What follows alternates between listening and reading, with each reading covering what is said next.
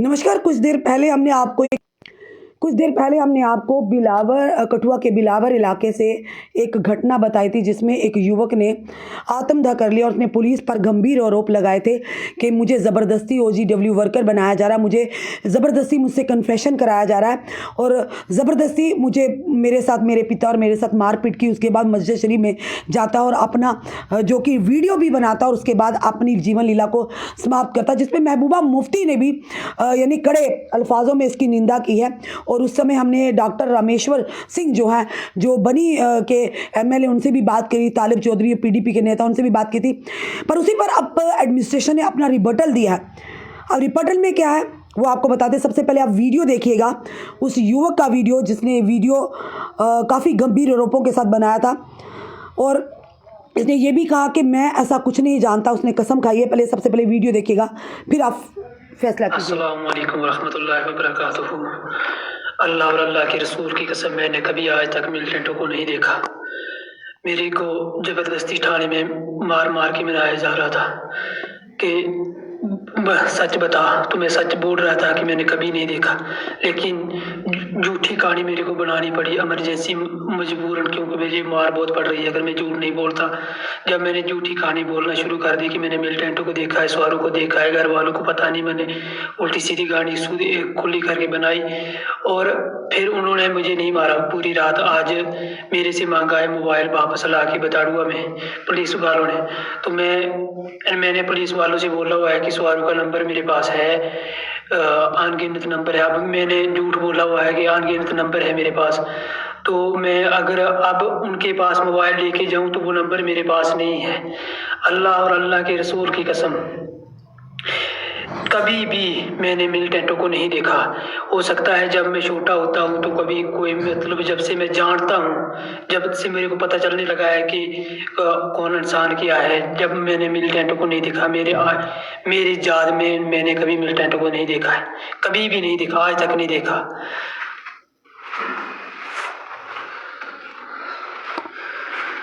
जी कुरान पाक सल्लल्लाहु अलैहि वसल्लम की और अल्लाह की और अल्लाह के रसूल की प्यारी किताब है, जो इस साल में, इस दौरान में जो मिलिटेंसी है, इस मिलिटेंसी में सवारों को मैंने देखा नहीं आज तक। कहाँ है, क्या है, आज तक मैं सवारी का पता भी नहीं मेरे को। और मेरे को थाने में ज़बरदस्ती बनाया गया है, मार मार के बनाया गया मेरे को थाने में। अब मेरे को फ़ोन लाने भेजा है, अब फ़ोन में भी मेरे में नंबर किसी का नहीं है, पाकिस्तान का नंबर नहीं है। मैंने उनको बोला है कि 12 कुछ ज़्यादा लफ्ज़ों का, जैसे 0 ज़्यादा, जैसे कि ज़्यादा, ऐसे मैंने उनको नंबर बोले हैं कि ऐसे नंबरों से फ़ोन आता था। वो मेरे को दिखाना पड़ेगा। अगर मैंने वो नहीं दिखाया तो मेरे पास है ही नहीं, मैं दिखाऊंगा कहाँ से। और मुझे और बार मारेंगी वो, और मुझे मारेंगी वो।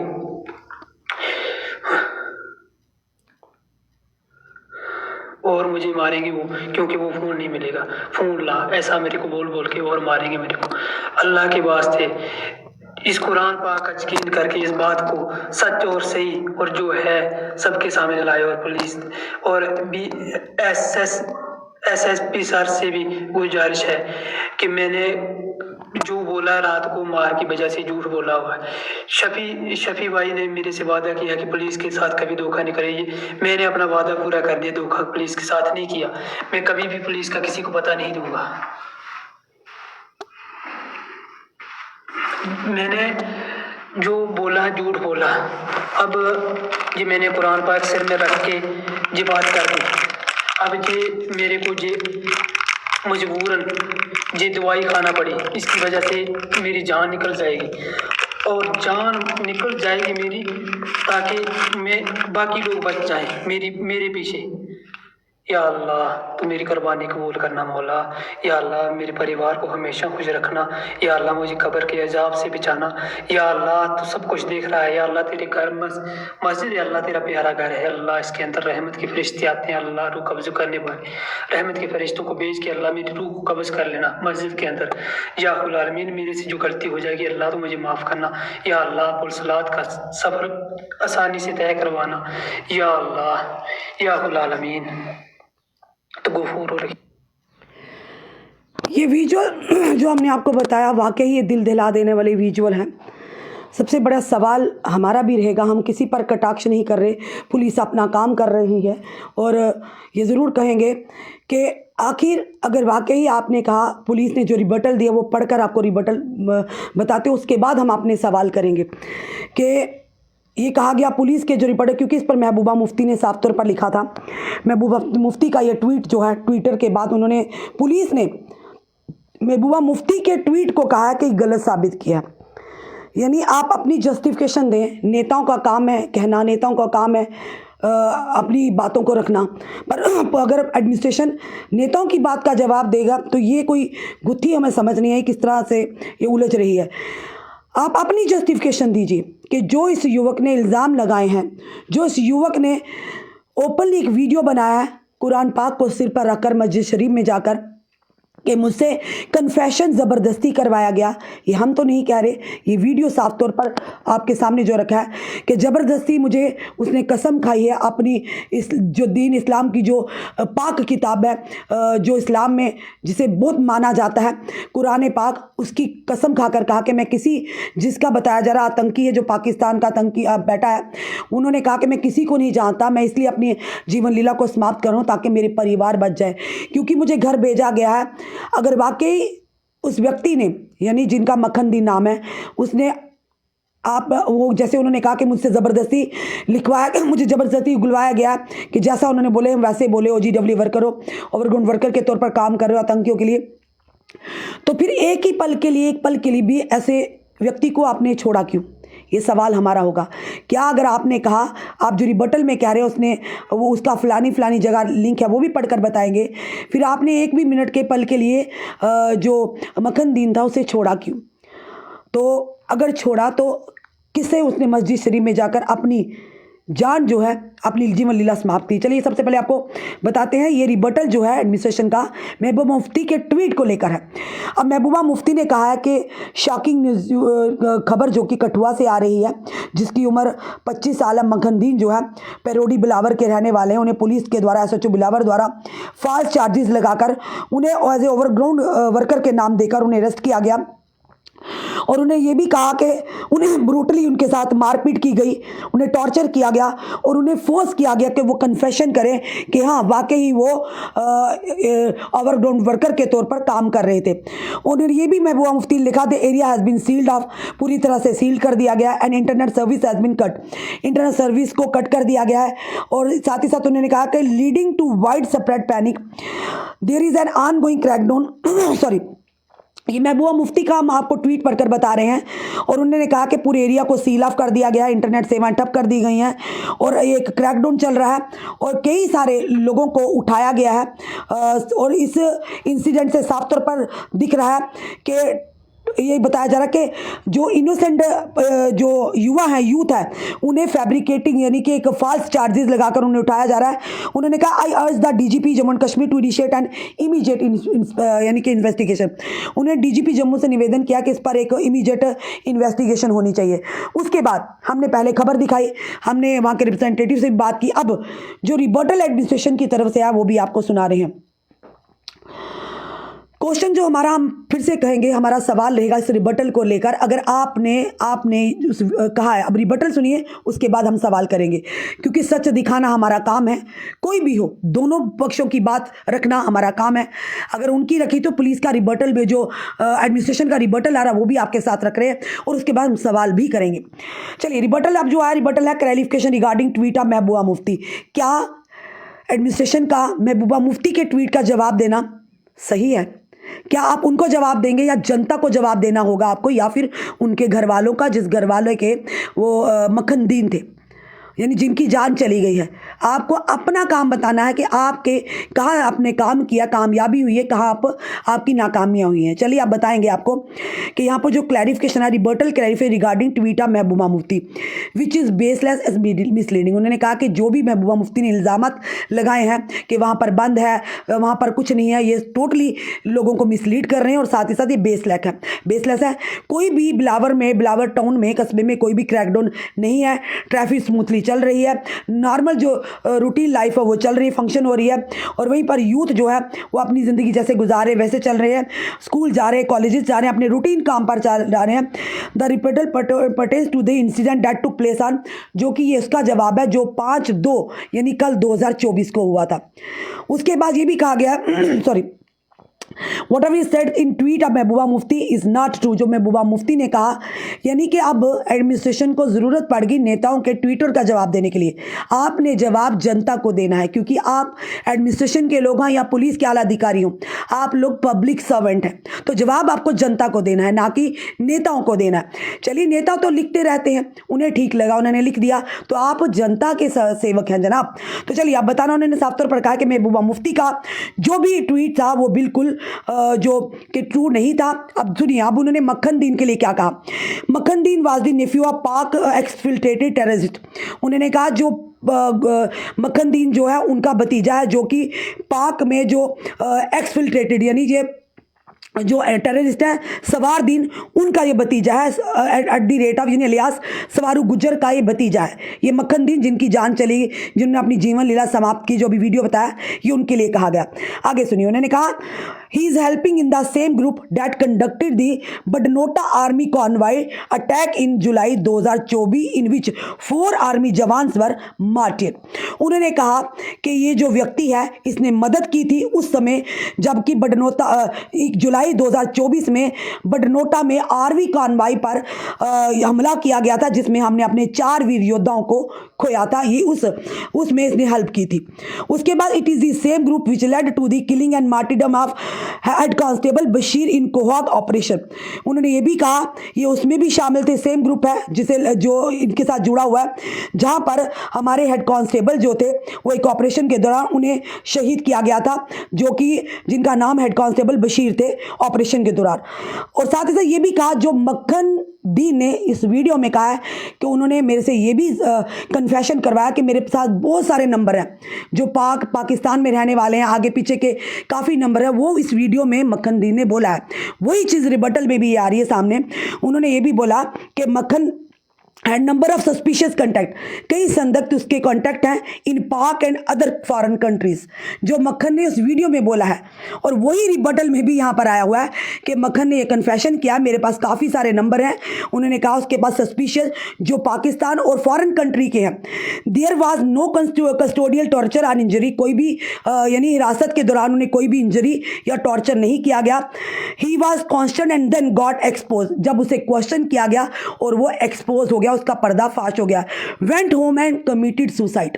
चलिए, अब ये सवाल जो है ये रिबटल में दिया गया, ये हमने अपनी व्यक्तिगत तरीके से नहीं बनाया। उन्होंने कहा कि वो जब उनसे क्वेश्चनिंग की वो एक्सपोज हो गया, उसके बाद वो घर गया और उसके बाद सुसाइड कर ली।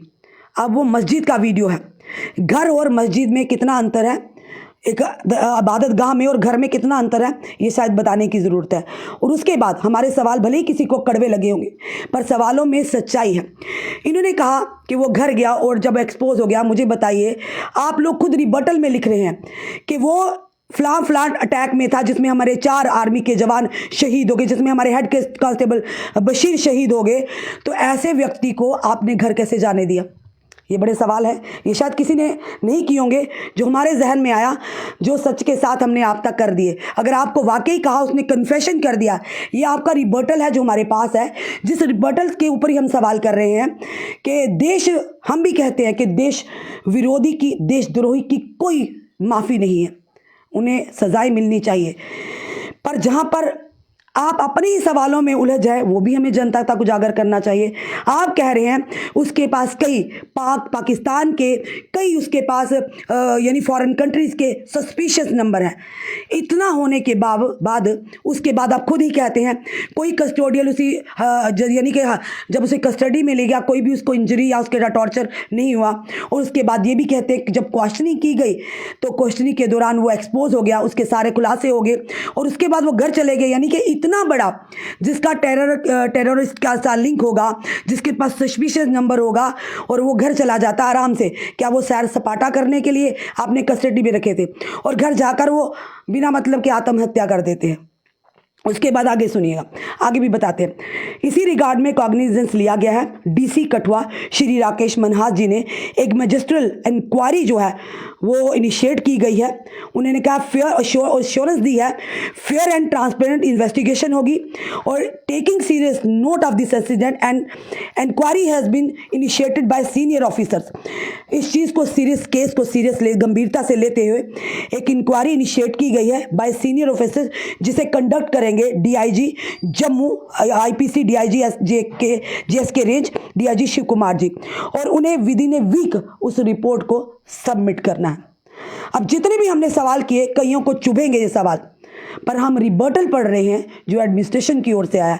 एक तरह आपने कहा कि उसको एक्सपोज हो गया, उसका खुलासा हो गया, और उसने कहा कि ये हमारे जो बडनोटा में आर्मी कॉन्वाई पर अटैक हुआ था, ये उसमें शामिल, उनके साथ इनकी संलिप्ति थी, उसी के बाद हेल्प की थी उस समय।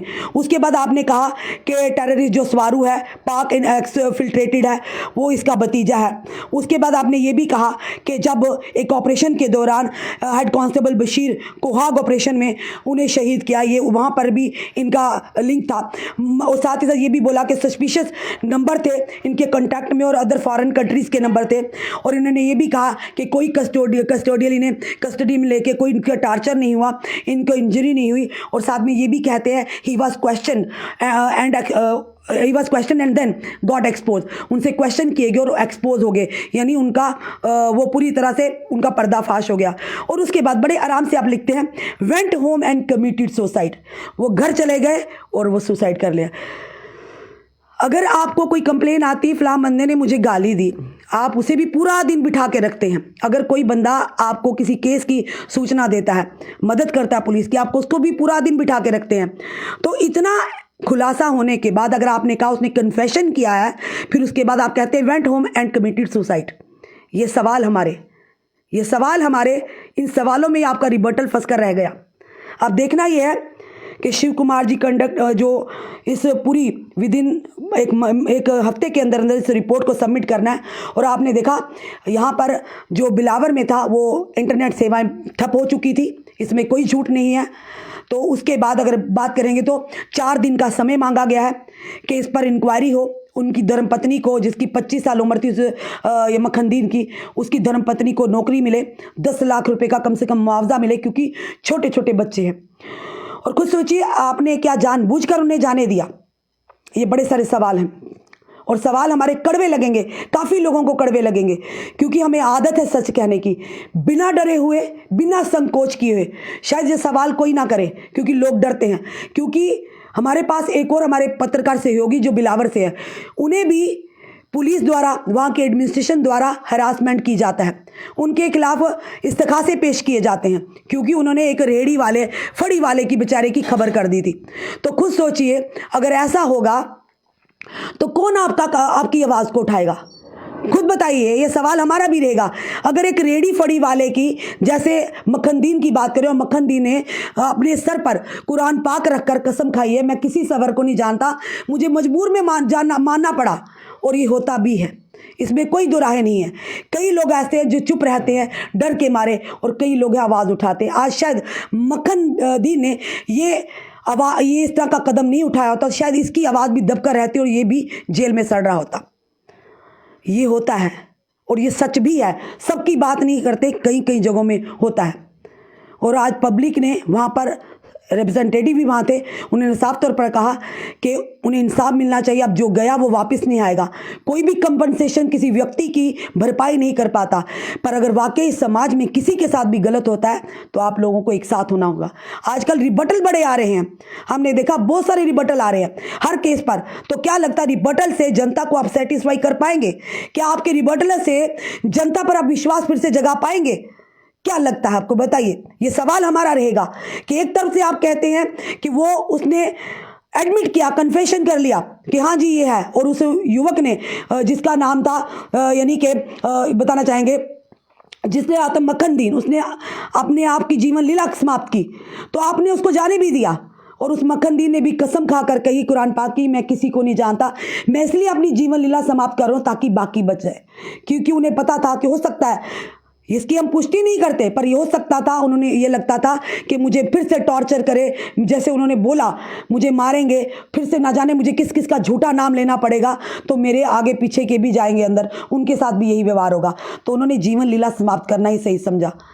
कोई भी खुशी से ऐसा कदम नहीं उठाता, उठाना भी नहीं चाहिए, अपने परिवार को देखना चाहिए। पर हो सकता हो हम नहीं जानते, ना हम वहाँ थे ना आप थे, उसके साथ क्या हुआ होगा, पर सच कहने से हम पीछे नहीं हटेंगे, ना हम डरेंगे और ना ही हम संकोच करेंगे।